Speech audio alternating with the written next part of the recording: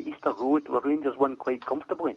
And he put it down on that straight away. The first few lines of his report was about 3 Rangers fans were arrested for... That's wrong straight away, because they people that were arrested, they had no idea that basically what was going to happen. So he should have put in that report alleged sectarian singing, but he decided to put in that they were basically arrested for sectarian singing. Do you remember how he shot himself in the foot with that one, John? No. He actually said that he had got that information from the match official. The match delegate. The match delegate. So let me tell you a wee thing about that. But just as you remind me there, I phoned Hampden about that and asked them the procedures for match delegates report, because I thought it was quite funny. And in my opinion, I thought that a kind of match delegates report was a private and confidential thing between the match delegate and the SFA or SPFL, and there was no middleman involved in that. So I phoned the SFA, I don't know who it was I spoke to, but they told me when I phoned them that match delegates report is supposed to go straight to whoever at Hampden. And it's meant to accompany the referee's report to the SPFL, and they review every report from the referee and from the match delegates on the Monday morning. Yeah. That's the first thing they do on a Monday morning. So for him to be, I mean, that's like getting confidential information that you're not entitled to. But this is the thing. When they do it, he told me they weren't supposed to. When I asked him in question about, well, why is your match delegate basically giving information that's private and confidential to a news reporter? And more to the point, when he's sticking it on a BBC website, stating that people were basically guilty before they'd even been in a court of law, saying that they were arrested for sectarian singing. And that quite clearly wasn't the case, because that had yet to be proved in a court of law. But you only have the people kind of wonder what the issue Rangers supporters go with the BBC. Well, the issue is the Kerry Bay, they had Alan McCoy's falling out a window. They had Alan McCoy's looking as if he was laughing about sectarianism. And the other thing they had as well was, I don't know if you remember, there was a newspaper, not a newspaper article, sorry, it was on the BBC website, and somebody had cleverly kind of put on the properties of this picture of Neil McAndrew in the new Rangers strip. And it actually says Neil the Hun McAndrew. And there was another thing with Kevin Thompson as well. He was basically putting it Kevin Cunt Thompson, and they had to apologise for that. Oh, no, language. I know what you're saying, but, you know, we need to... I did tell you... he was going to bounce on that, John. I thought it because it was after the watershed where I was... No, it's not. It's 10 to 9 at the moment, mate. You're still before the water. Time difference is that much further that stage. If you remember with the BBC actually did a bit of clever editing, and they were trying to show the Queen in a bad light in one of the state banquets. Aye. So they're very, very good at it. I mean, they will not rest until they sort of they destroy our community. Will not rest. They're the king of deflectors in this country.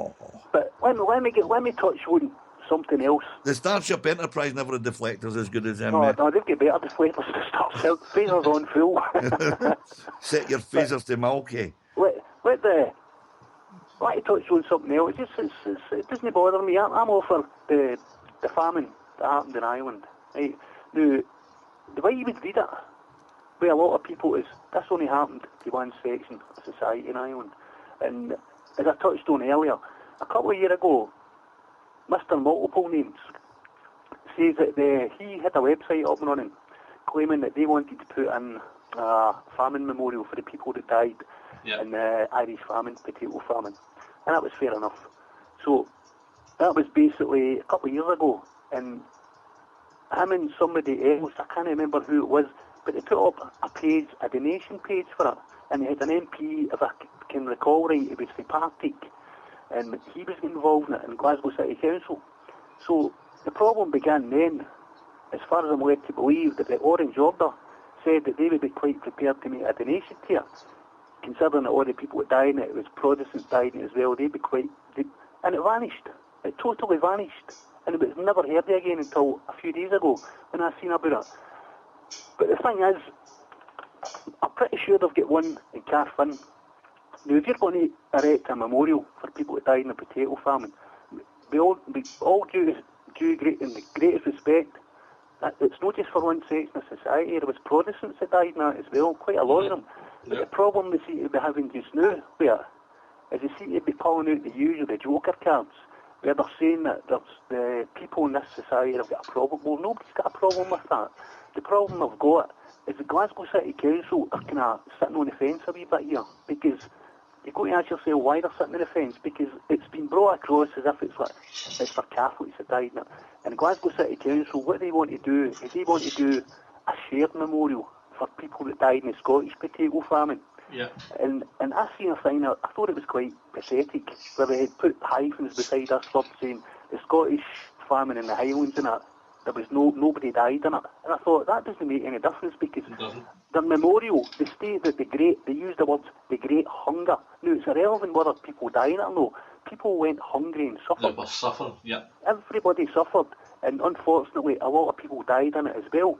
But nobody's got anything against getting a memorial, but the way it's worded, you'd actually think it's for one section of people. Yeah, it's the motive behind the memorial getting erected that would annoy the vast majority of people. It's what is the motive behind putting it up, and what is it actually going to display? What's the story that the memorial is going to be telling?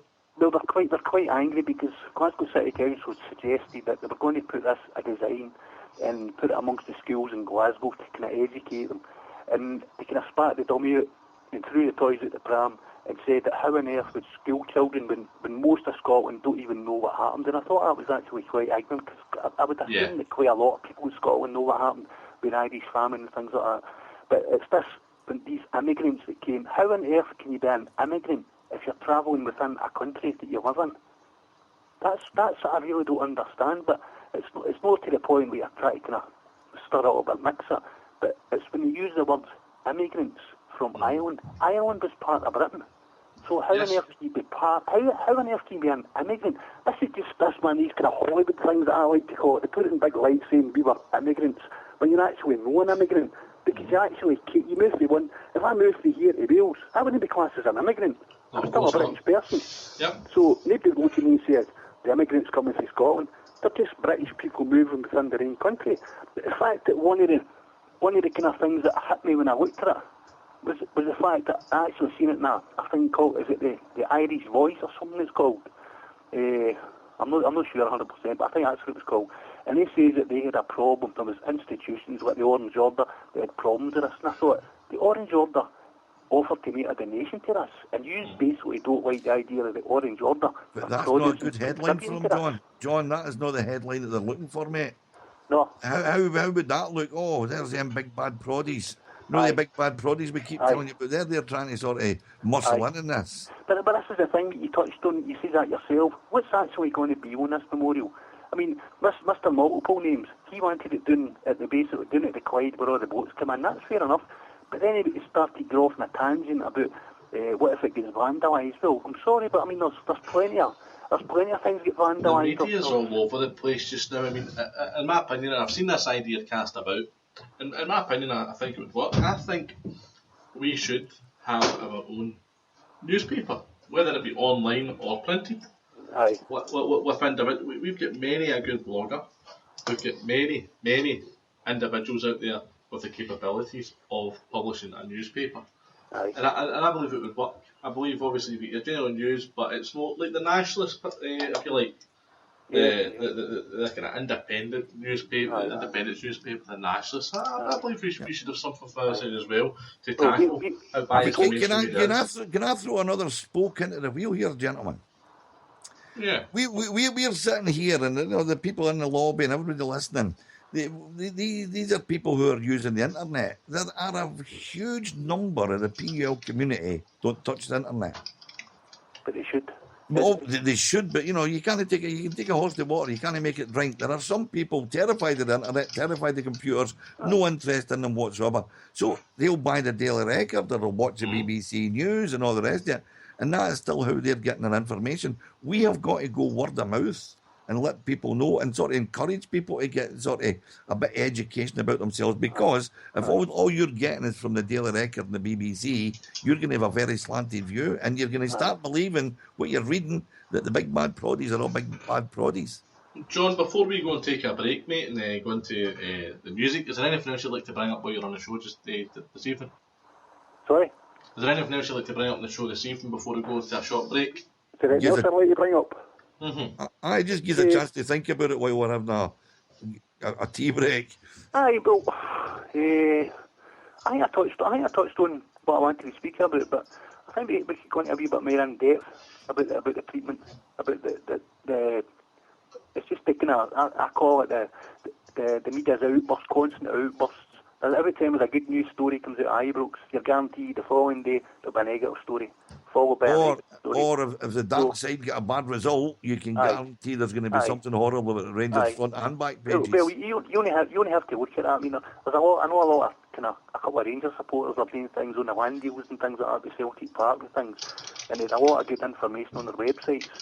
A lot of it's over your head because you don't understand that, but it's the same with the kind of Dave.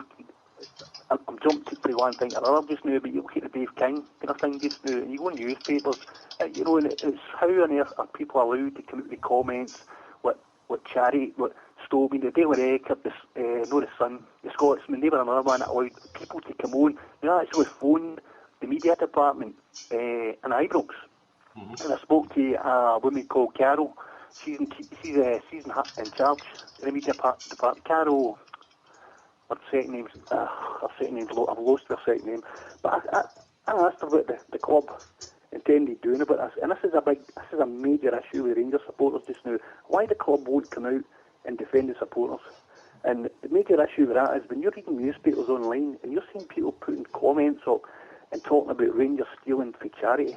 I mean that's very, very libelous and slanderous to say things like that about a football club. Yeah. And it's the fact that the club has sat there and just basically just took it and done. I don't expect that. I mean, they've made a comment saying that basically they can't deal with every single thing. But no, that's not to do that.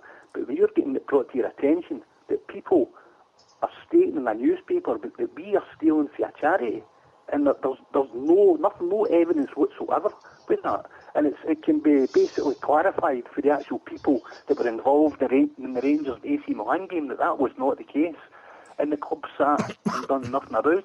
I know they've got a problem with, like, say, Mr. Multiple Names because he lives in Donegal, and it might be quite difficult getting him to come over here.